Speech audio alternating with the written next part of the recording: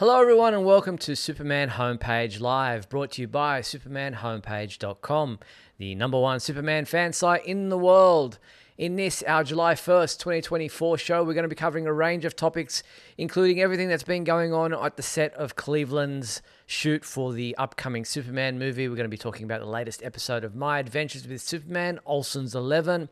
We've got the promo for the next episode, The Death of Clark Kent. Dun, dun, dun. And we're going to do our costume analysis this week. We're doing the Smallville costume, so something very interesting and different. But joining me are my two good friends, Michael Bailey and Mark Lax. Welcome, gentlemen. Hey guys, Steve, how you doing? Doing well, doing very well. So tonight we want to thank our sponsors and patrons, Douglas Meacham, John Patrick Van Pelt, and Tina Murray. We appreciate your support. And if you'd like to join those fine folks and be a supporter of our show, all you have to do is go to there on YouTube, the join button, click on that. There are different levels of membership with different levels of perks, or you can go to patreon.com/Superman homepage. But also tonight, if we have time, we might take some callers. And Michael, how do fans go about doing that if we do have time? It's really simple. The main way they can do that is go to supermanhomepage.com/live and press the call now button, and you'll be put into the green room where you can listen and watch the show until we're ready to take calls, if we do take calls. If you want to use your smartphone, you can scan the QR code that's right next to me. It says scan me. Pretty self-explanatory on that. If you are going to use your computer and use an external speaker to listen to the show, please mute that because we are on a bit of a delay. And if you are using your smartphone, please use your headset or your AirPods or whatever you use because the speakerphone thing just doesn't work. No, indeed. And so we do also have the comments section. If you're too shy and don't want to get on the phone, or we don't have time for you to get on the phone tonight, then feel free to participate in the comments there, both on YouTube, Facebook. We will be reacting to any questions or comments you might have. But if you'd like your question or comment featured on the screen during the show tonight, that is called a super chat. On YouTube, all you have to do is click the dollar symbol. A slider will appear on your screen. You decide on the dollar amount you're willing to donate. We will feature your comment or question live on the screen as we go along tonight. And don't forget to give us a thumbs up, a like right now. Helps with the algorithm so that people know that we are live for the next hour and going to be chatting about all things Superman related. So let's get into it. As we do, we like to start with the movie side of things.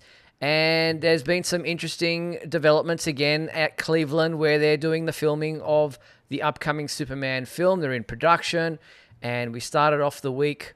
Well, before we do get into any of the so-called spoiler information, James Gunn did take to his social media accounts and answer one fan who asked the very poignant question, with the movie being, all these leaked photos being put out there, is the film irrevocably spoiled because of these set leaks? And James Gunn said, not even a little. I'd never shoot a big spoiler outside in the middle of the city. So he's obviously aware that, these photos are being leaked, that there are people who are able, because of, the different vantage points, to be able to see what's going on and, take photos and footage. And he's not worried because he says there are no major spoilers. So neither are we worried. No, I mean, it's people are so wrapped up in not being spoiled on something or being spoiled. It's this weird kind of, it's this catch-22. People want set photos, people share set photos, people get like all excited for them, and then it seems like an equal number of people are like, I don't want to be spoiled. And it's just like, do you even know how social media works these days? This is how it works. It's been this way for, I mean, I can't give a specific date on the internet, but I remember back in 2012, set photos from the Amazing Spider-Man coming out. You had some from the Batman, various Batman productions that Chris Nolan did, and that was on a smaller scale. Now everybody's on social media, so this is just how it is. And like Gunn said, they're not gonna shoot a major scene that's gonna spoil something in the film on a city street. That just would be silly. Yeah, indeed. So let's have a look at some of the things that have been getting out and about this week. And there were, we've seen plenty of photos of Superman, but we haven't seen too many of Clark Kent.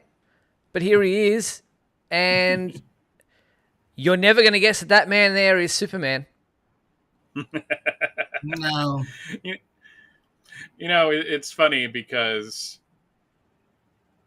live action versions of Clark Kent have ranged from, like Chris Reeve, who had, for most of his performances, helmet hair. And then you have Dean Cain, who is like the ultra sexy Clark Kent, and Brandon Routh kind of went that um, kind of Christopher Reeve thing. And then George Reeves just wore a hat most of the time. But the hair was exactly the same. So now everyone's just like, that's just weird. He doesn't even look like Clark Kent. It's just like, he looks completely different from Superman. Isn't this the point of a disguise? Mm. I mean, it's just like, yeah, it's weird. The hair's kind of fluffy in front.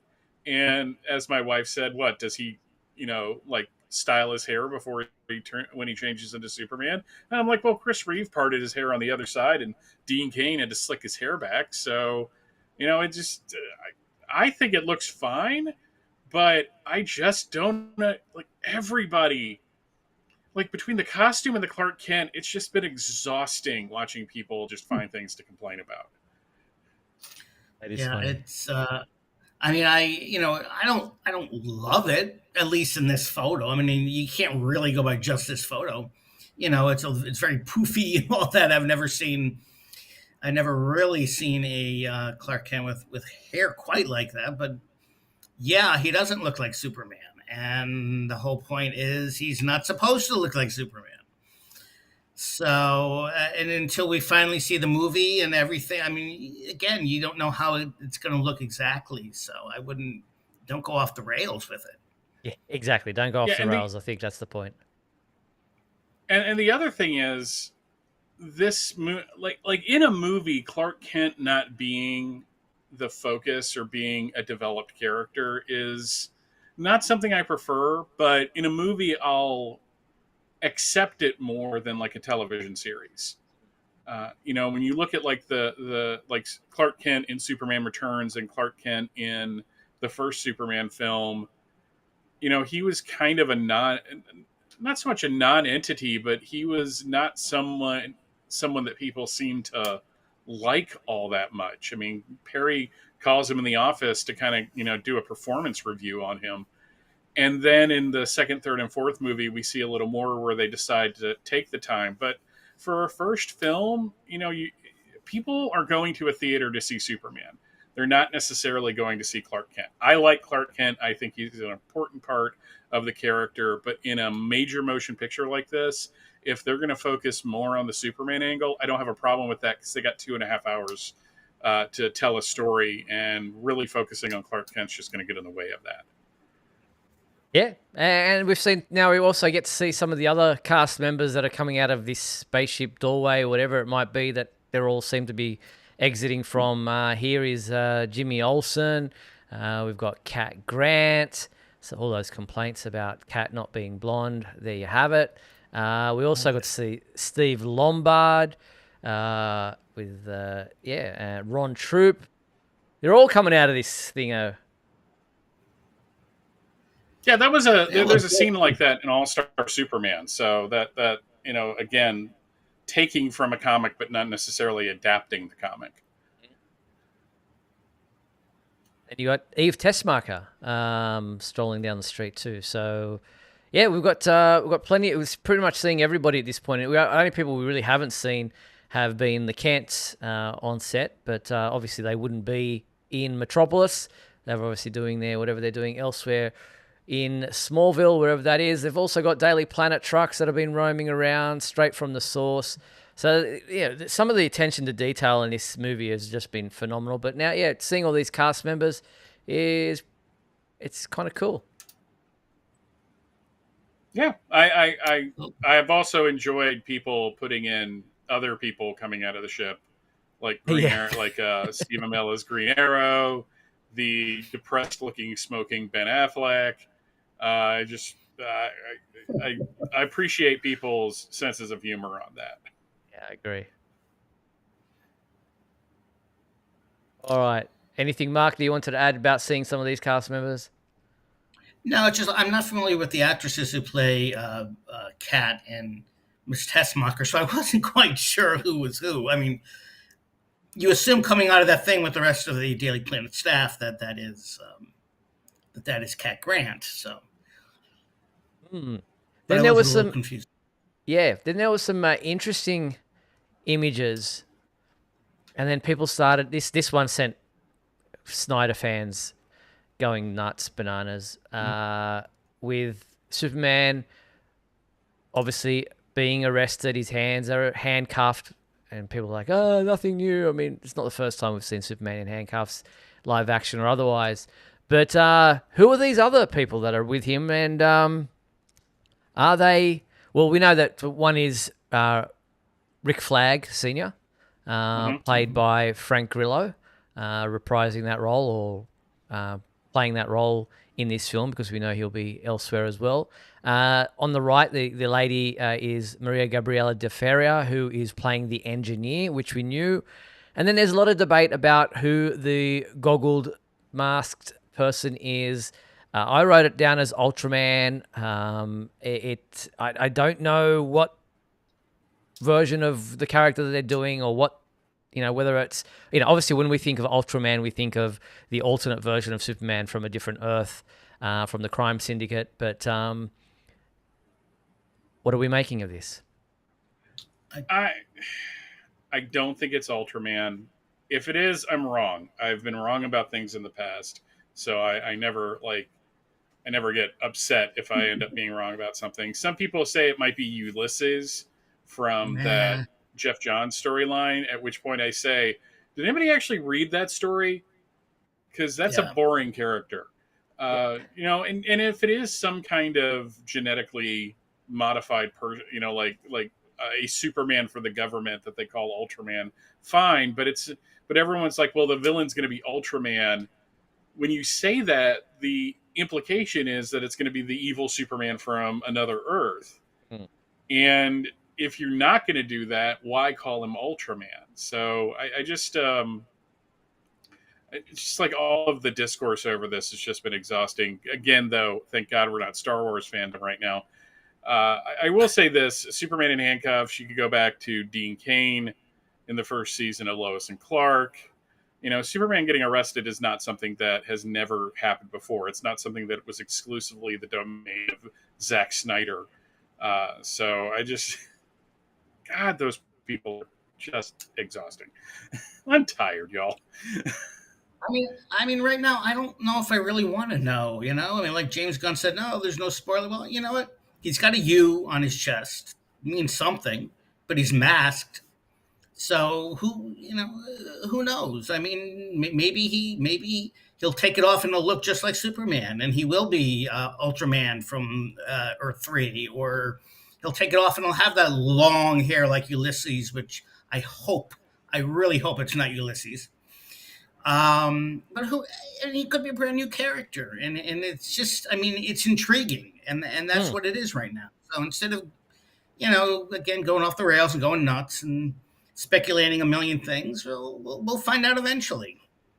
Exactly. That's the point. It's got people talking, and that's what's interesting about the whole element of it. So, yeah, some interesting photos there and images.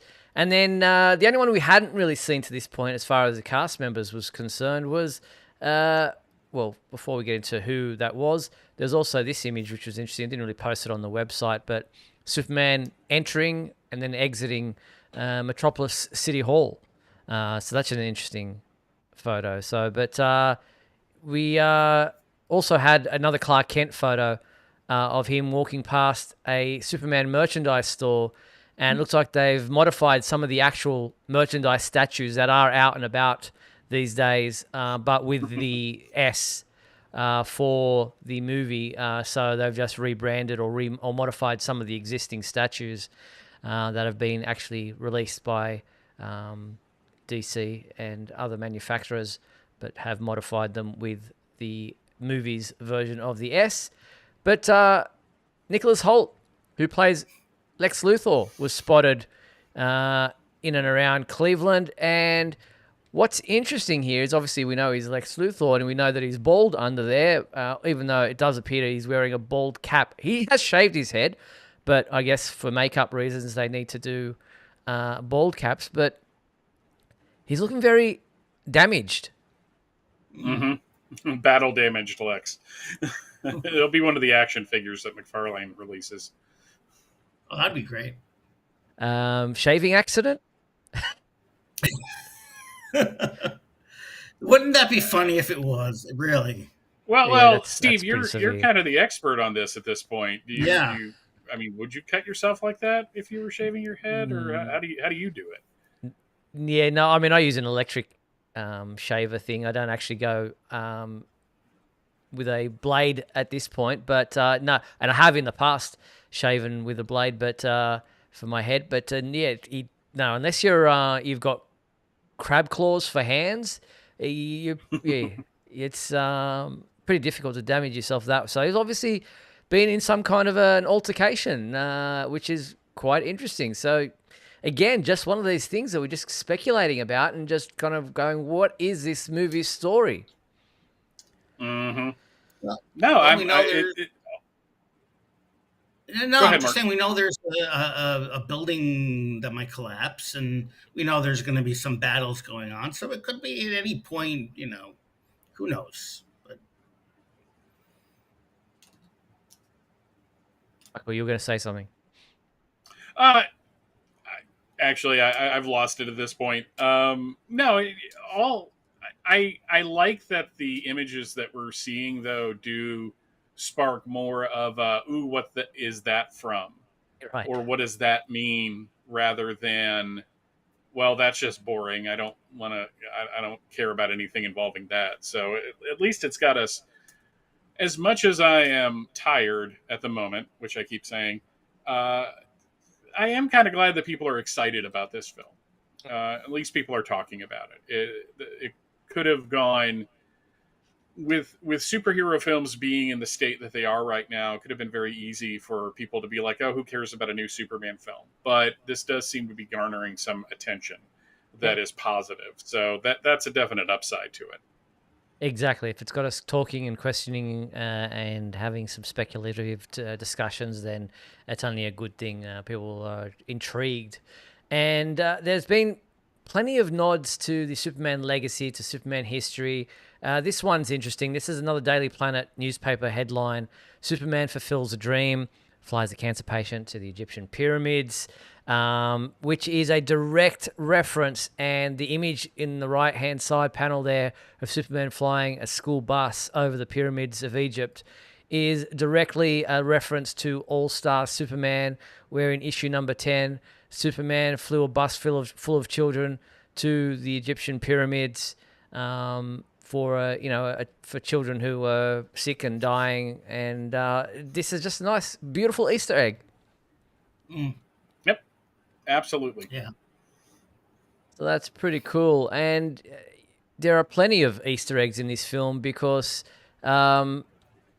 there are street signs that have been named for many of the Superman artists and writers in comic books over the years.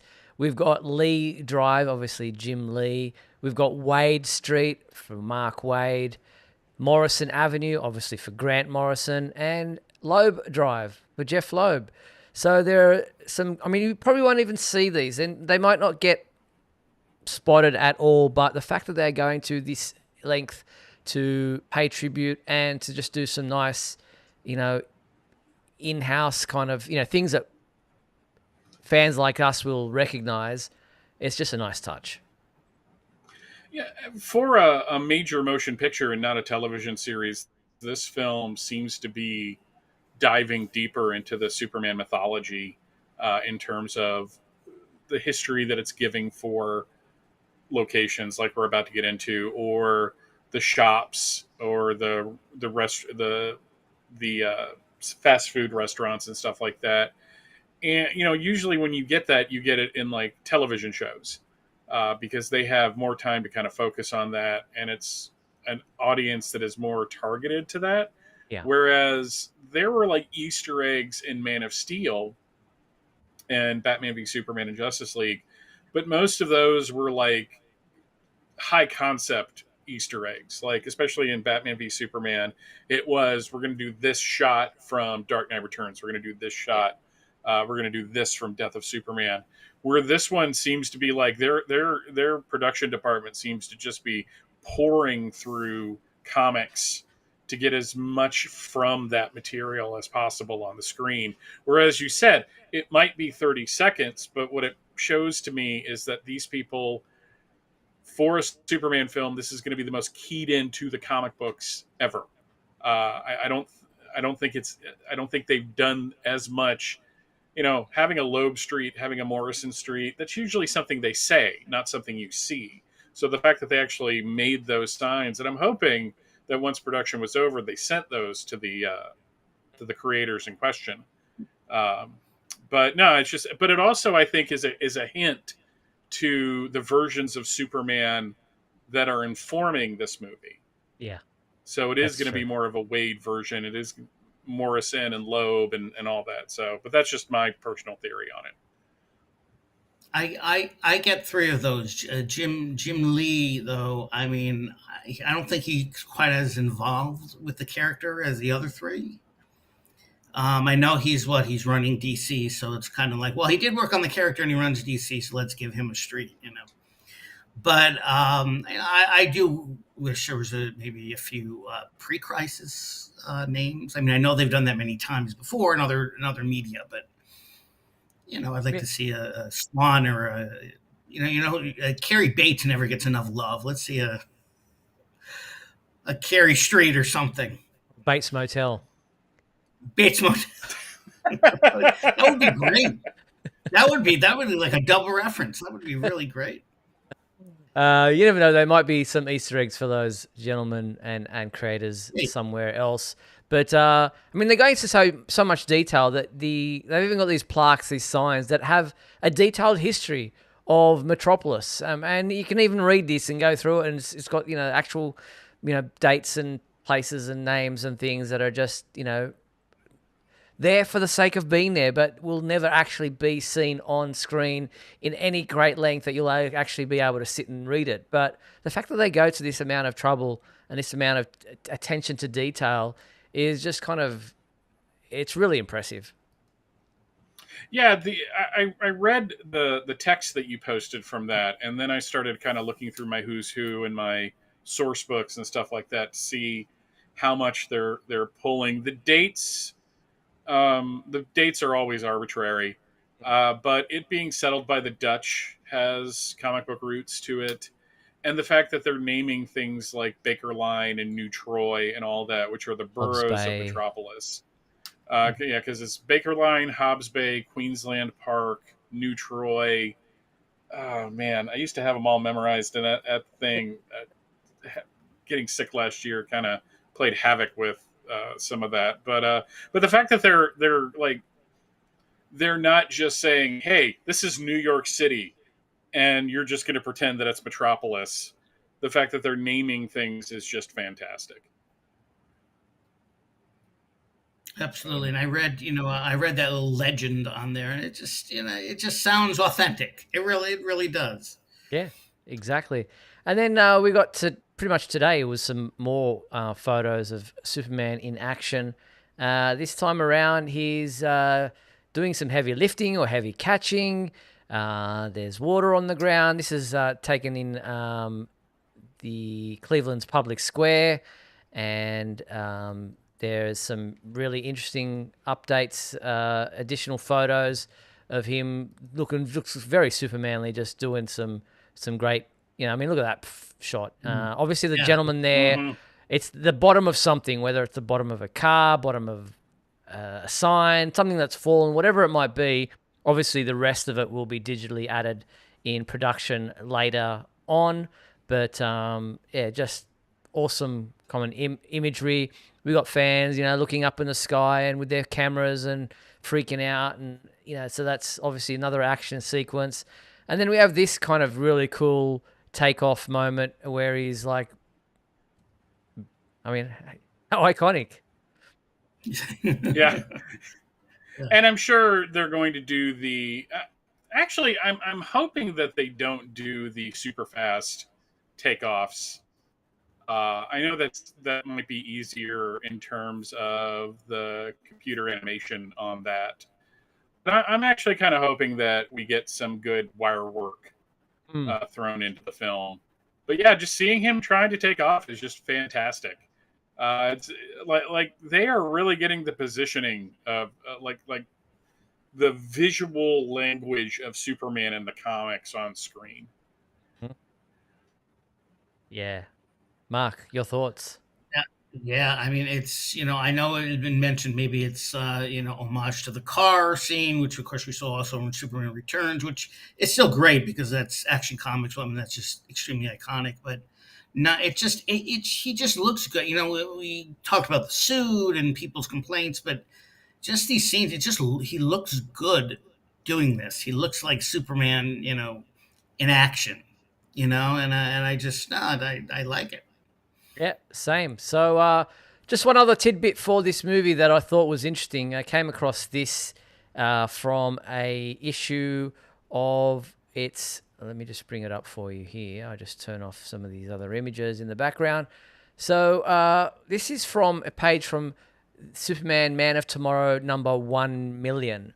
And one of the pages in there has, if you look down the bottom left or bottom panel of this page, a version of Superman that is very similar to what we're seeing in the upcoming Superman film with the correct S. Okay, he's got a black version of the belt, but still very much the trunks and the what have you. Okay, no high collar, but you get what I'm saying. And then in the background, you've got Solaris. So you've kind of got a lot of the imagery that we already saw for this film from this Superman Man of Tomorrow 1,000,000.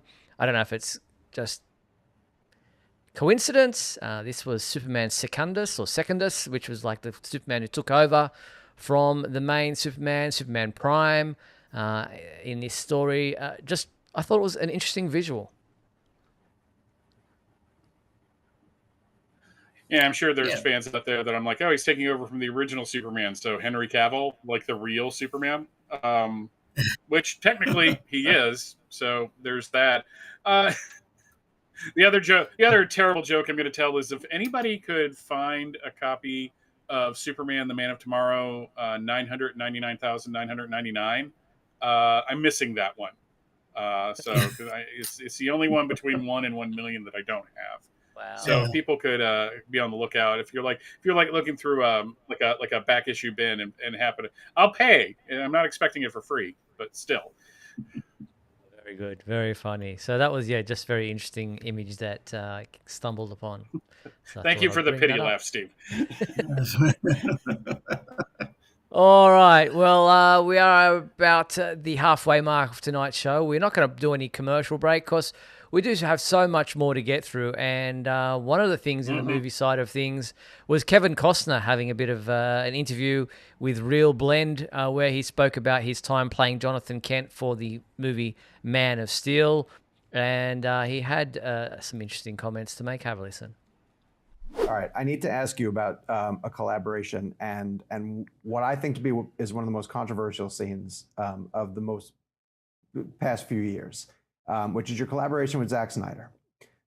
The Westerns to you in your mythology is comic books to me. Like that's what I grew up on. Me and Zach a conflict? What? No, a controversy. There's a scene in Man of Steel, Right. which I think is one of the most significant scenes in the mythology of Superman. And I want to know if you had a conversation with Zach about this, where the young Clark Kent asks Pa Kent if he should have let those people die. And Pa Kent says, maybe. And whenever I heard that, I thought that was such an interesting take to go in a different way from that mythology. And I was curious if you had any sort of pushback on that with Zach, or what your conversations were like in developing that character. I really love my collaboration with him. It's like, it's just my luck to be in a superhero movie and be the only person that's normal. It's like, really? I can't fly? And I can't put my fist through the wall? Maybe I should have read this thing closer. I'm a farmer. So, No, that, so I looked at that and I said, okay, I can be that. I thought it was rooted Mm. in doubt. But there was no doubt that he puts his hand up and says, stay there, to his son. Right. That's the same moment that's in Horizon when the little boy says. That's just a bit of what he says. He actually doesn't answer the question that he was asked about, when he says maybe, but he does say that he thought that his whole character was rooted in doubt, and I can understand that, but I don't like necessarily the angle that was taken. Yeah, it's one of those things where the more I think about Man of Steel, the more I realize that it is a perfectly valid take on the mythology and the character of Superman and his history. It's just a take that I completely disagree with on certain fundamental levels. But at the same time, it's very honest to itself. So it's one of those things where you could disagree with it, but at least within the framework of the film, it's intellectually consistent. Yes. Like I don't like in my head, there is not a reality where Superman, no matter the age, no matter the situation, would let someone die, least of all his father. But in this movie, that is what they are saying, that this guy believes so much in what he is teaching his son that he's willing to die for it. I think that's incredibly stupid. I think there are so many things to say about a chaotic situation. Like, this isn't like everybody's watching and he goes out there and saves his dad, and suddenly that reveals him to the world. There's maybe 30 people under that bridge. It's a chaotic scene. Chaotic scenes, people like firsthand testimony in those situations is always all over the place. And it could be, did you see Clark go and save his dad? Well, yeah, he probably did. And they start doubting themselves. So it's one of those things where I think they put so much thought into it and then just stopped thinking the situation through. But again, at least it is consistent with itself. So it's like one of those things where I can kind of make peace with it that way, that it's not what I want, but it's still at least valid in what it's trying to present. Yeah, I understand that. It just turned me way off. I mean, look, the movie itself is fine, you know, head, neck breaking and all, but, but, that may be always, I mean, I know there's something a little deeper to it than just him saying, well, maybe you let him die, but that's what you get, when he says it. I mean, you just, that's the impression that you get. He say, well, yeah, maybe you had that choice. You're going to let him die, and it's like, really? And plus the fact that, he stops him from saving him, and yet he saved all those people before, and, all those kids, and they all know that they all saw it. They know he has these powers. And then years later, when they go back to Smallville, everyone's just not talking about it. It's like, they know, but they're not talking about it. So that one moment is like, his father gives up his life, his wife, his kid, because of that, when at this point, many people kind of knew already. And then we find out later that they did know. It just, I don't know. It never sat well with me. Yeah, I understand exactly where you're both coming from. But yeah, interesting to hear from Kevin Costner directly. All right, we're going to get into the television side of things now, where the latest episode of My Adventures with Superman was the 7th episode of Season 2. It was titled Olsen's 11, and I gave my review of this on the website and on our podcast, and I gave it a 3 out of 5. For me, while I appreciated that they went to the extent of giving us the story of what was happening with Jimmy and Lois while Superman has been kidnapped, the fact that we don't see Superman at all in this episode is kind of drops at a point for me. And there was just a lot of silliness and chaos. I mean, I like Monsignor Marla and the Brain, but here they just seem wacky. They're just kind of in there for the sake of being in there. I appreciated some of the themes that they were going for about love being not for, for cowards. Like, you have to be something to fight for. And but to me, it just kind of didn't sit as well as some of the recent episodes. I'm going to ask a quick question. Did you say Monsignor Mala or did you see Monsieur Mala? Oh, sorry, It sounded like you said Monsieur. Okay. And look, I get it. As a lapsed Catholic, I hear it and it makes perfect sense. I have a friend that does the same thing, that he constantly says Monsignor Mala, which would make for a more interesting character. Don't get me wrong. Like how did Wow. like how did he get to that position? That's because there's a hierarchy of priests. I'm kind of with you. I don't think I would have given it a 3 out of 5. But it is interesting that Superman didn't appear at all. And to me, what it says is it speaks to the strength of the other characters. Agreed. It's kind of like the episode of Superman and Lois from season 2, where Superman was at the very end. You saw him, and at the very beginning, but the rest of the episode was just everybody else but Superman. I'm a little upset that Jimmy gave up all of his earnings. I guess he's going to be poor when he gets back. But also good that he technically didn't buy the ship, but kind of bought the ship, as we were kind of speculating on the other week. Seeing the Brain and Monsieur Mala, I just loved those characters from the previous season, and I like that they went to other realities and found the evil versions of themselves. I liked Livewire. I liked Heat Wave.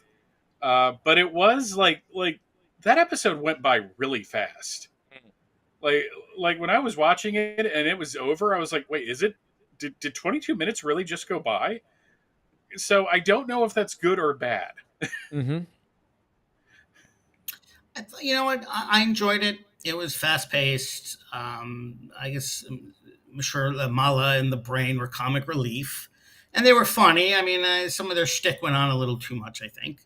I enjoy this version of Livewire and Heatwave, and I like the relationship, and I like all of that. I thought it was enjoyable. I mean, the fact that Superman didn't appear, it again, like Mike said, it just shows the characters, and they're not background characters, they're main characters, Lois and Jimmy, but it gives them a chance to shine a little more, because they're so important, and, giving them that chance is, Superman comes back, and it just shows how important they are. It was just a fun episode. I mean, we kind of knew how it would end, although I have to say the ending was it didn't go how the previous episode ended. So I'm not quite sure where they were going with that. We'll find out. But no, it was just fun, and I too did not like that he gave up all of his money. I mean, we probably knew by the end of the season he would have anyway, but he did it for a good cause, and we'll see what happens. Indeed. But no, all around, I mean, I'll give it a 3.5. Okay, so there we go. And the upcoming promo for this next one is titled "The Death of Clark Kent." It's episode 8 of season 2. Have a look. On the next all-new episode of My Adventures with Superman. Brainiac, what is this? A Kryptonian device that traps your conscious mind inside of it, allowing me to see and interact with your memories. If I am to rebuild the Empire, I'll need a new body. I am not going to let you do that. Oh, Kal-El, you think you have a choice? My Adventures with Superman, a new episode, next Saturday at midnight on Toonami, next day on Max. There you have it. Brainiac delving into Clark's mind. I don't know what makes him tick and how to tear him apart. Very interesting. And then obviously we've got Lois and Jimmy confronting Kara and making a plan to rescue Clark. So looking forward to this episode airing Sunday morning or Saturday night, which way you look at it, 12 a.m. And then streaming on Max a few hours later. Look for my review as soon as the episode has aired. Looking forward to this one.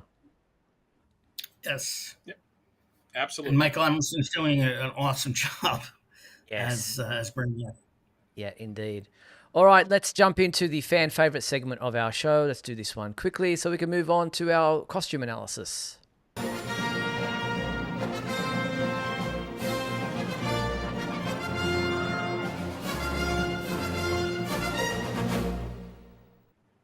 All right, so our question from last week was, what is your favorite Krypton comic book cover, and we had a few people respond. Who were they? JP Rocha wrote in, one of the coolest comic Krypton-focused covers is from issue 3 of World of Krypton. The cover is by Ross Andrew and Dick Giordano. Has the energy, the color, and the story of Superman overlooking his origin. And I agree. I absolutely love that cover. Yeah, that is one cool. of my favorite shots of Superman from that era. Thank you, JP. And David Rustich wrote, I have 2 favorite Krypton covers comics. I like them because the stories within are really imaginative and made an impression on my young self. They're both full of pathos as well as adventure, making them memorable. Besides, who wouldn't want to meet Lila Laryl? Keep up the good work. There you go. Yeah, that was Lila in one of these comics. So, yeah, there's Jarrell and Lara.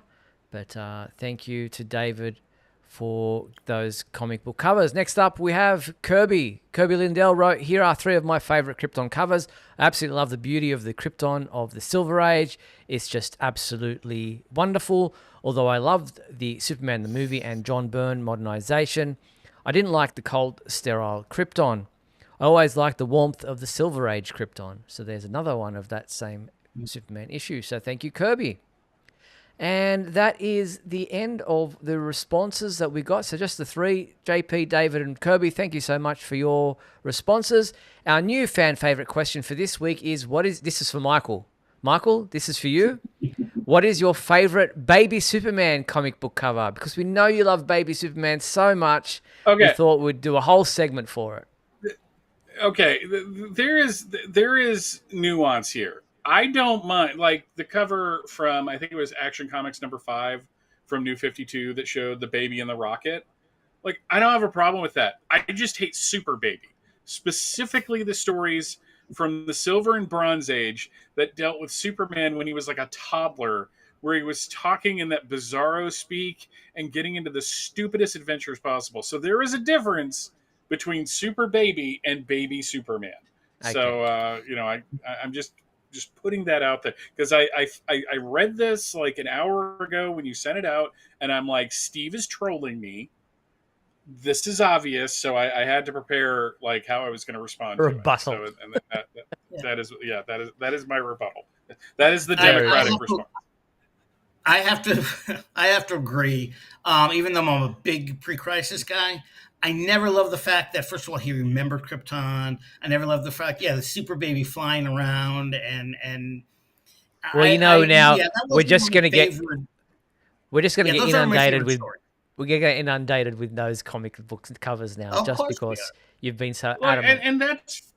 And if Super Baby is the rock your Kryptonian church is built on, that's fine. If you want to come on and argue with me about it, my response is going to be, I'm glad you like it. I think it's stupid. And that's okay, because there are things I love about Superman that other people absolutely hate. So it's just, when you're dealing with a character that has been around for 85 years and gone through so many iterations, we're not going to agree on everything. It's just, I just feel attacked is what I'm saying. Adding a bit of spice to Superman Homepage Live. I love it. All right, let's get into our costume analysis. This time around, we are looking at the costumes of Smallville. Now, obviously, Smallville, the finale of the 10th and final season of the show had a lot of controversy for fans in regards to Tom Welling not wearing the costume in full. But we're going to go through what we did see. And, obviously he wore the red jacket and the blue top underneath, which was kind of reflective of the colors. But for the most part, it was these two. It was the trench coat with the S and the black shirt, and then there was the leather jacket with the S on the outside. And so kind of let's have a look at them. We can't look at capes and trunks and belts and things like that, but we can kind of give our analysis. First up, guys, let's go with the red one first. I've got a black version of this leather jacket. It's pretty cool. It's a bit hard to wear because it's very stiff, but especially with the collar and the amount of padding that it has. But the S on this was pretty much the comic book S to a degree, and it was kind of cool. I I didn't mind it, but it was obviously just kind of a placeholder in place of him actually having the costume. I was never a fan of this jacket, and I realized that puts me firmly in the minority in terms of the opinions about this jacket. I just didn't like the color. I didn't like it. It just there's something about it that feels off. Like you said, you have a black version of this. Like I could see like a fan wanting this as like their leather jacket or their motorcycle jacket or whatever, because that's kind of cool. But it's like the costume, it just feels off. The S looks fine. I just never liked the design. Yeah, like Mike said, as a fan, it'd be, hey, this is a cool jacket, But seeing Clark Kent, who would eventually become Superman, wearing this as his quote unquote costume, I don't know. I didn't hate it, but it just kind of left me a little cold. It's like, well, what's the point? You can't put him in the costume, and yet you do this with the S on the chest. At least you can go a little farther with it. At least make it some kind of a shirt or something. Not a shirt, but you know what I mean. A top or whatever. But I don't know. And as a fan, I'd love to wear it, but becoming Superman, I don't really like it. No, I'm with you. It was a cool look, but it didn't really make a lot of sense story-wise for him to be in this. I understood that they needed the red, blue blur because he was always wearing red and blue early on in his, growing up and in those early seasons. And so whenever he would streak past, it would be a red, blue blur. And so they went with the red, blue kind of motif here. But like I said, the S symbol on the and the zipper was never all the way up, so the S was always kind of ripped in half, which is kind of a little bit weird. But they needed to show the blue underneath, so I got what they were going for. But it didn't really make sense as a costume that you could kind of change into, for the most part. So that was a little bit weird. And then you've got on the other side of things the whole trench coat version, which kind of goes away from the red, blue blur motif, but the trench coat kind of gives the impression of a cape, with that flowing long thing. But again, it's black, so I don't know what you guys think of this. I actually grew to love this costume, and no one is more surprised about that than me, because I remember back in the late 90s and the early 2000s when the production artwork was coming out from Superman Lives, and they had him in the trench coat, and everyone was like, oh, that would be terrible, that would be awful. And then it happens on Smallville and everyone's like, this is fantastic. I thought for the time and place that this costume was the costume, that it made perfect sense for what Clark was trying to do. He was still trying to operate as a hero, but he's trying to do it kind of on the down low. So being dressed in black did that. I remember years ago, Frank Miller talking about drawing characters from Sin City and how a trench coat is really close to a cape. And it was, because you got that sweeping motion. The S symbol looked good. I thought it was a really attractive design. And I was really kind of it's actually why I don't like the red jacket, because I was like, well, you had a good costume. Why did you get rid of that? And again, they're evolving the character so the new costume kind of fit with that. But I was bummed out when they went away from this one. It was his Batman period. I hate to say that, but no, he was still doing everything secret. He was still the Blur. He wasn't the red and blue Blur. He was still the Blur. But the idea of the trench coat and having it be like a cape, that was the idea I think I liked the most of this. Did it have to be black? It didn't have to be. I mean, he was the red blue Blur. I mean, to put on a darker suit to be some, to hide even more, I don't know. But the point is, I liked the trench coat. I like the idea it could be like a cape. I like that he was also it kind of represented also what he was sort of going through at the time, still finding his identity and all of that.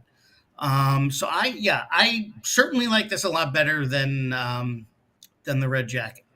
It was just an interesting choice with the S having that kind of like a smoke motif to it. Like it was a you know, it wasn't a solid S. It was kind of as if it was powdered on in some way. But interesting choice. I didn't mind the look either myself.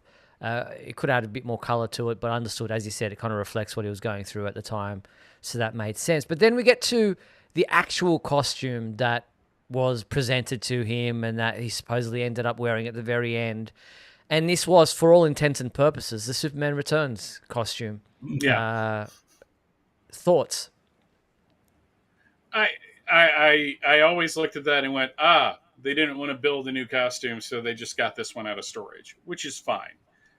You know, the point of Smallville, which I eventually came to just accept, I was just like, well, this is what it is, so trying to complain about it in any other way just is kind of useless. But the point of Smallville wasn't to show him in costume. The fact that they did as halfway as they did is only disappointing because it's like, well, if you're going to do it, go ahead and do it. But on the other hand, if you're going to just have that as a prop, then and it's never going to be anything that Tom Welling is going to wear, then yeah, it works just as well. And considering that in Superman media, in the adaptations that we had, that at the same time you did have Superman Returns and you did have this show, it makes perfect sense that that would be the costume you would go with, because there wasn't another one. I am something that just occurred to me, and we can discuss this after we get Mark's opinions on it. Just as a question to throw out there is, do you think if the New 52 had happened earlier, if they would have put Clark in the T-shirt costume? But that's a question for after we talk about this part. So I just wanted to get it out there before I forgot. You know what? I wasn't thrilled when I saw they wanted to use this suit because, as if you remember several weeks back, I am not a fan of the Superman Returns costume. I get at the time, I mean, I forget when what season did they actually introduce? Did they introduce this in the 10th season, or did they show this a little earlier? I think it was in the 10th. Yeah. Because it was basically, if I'm remembering it correctly, Jor-El gave it to him and then took it away. Right. Like, obviously, you're not ready for it. So it was like the 9th or 10th season.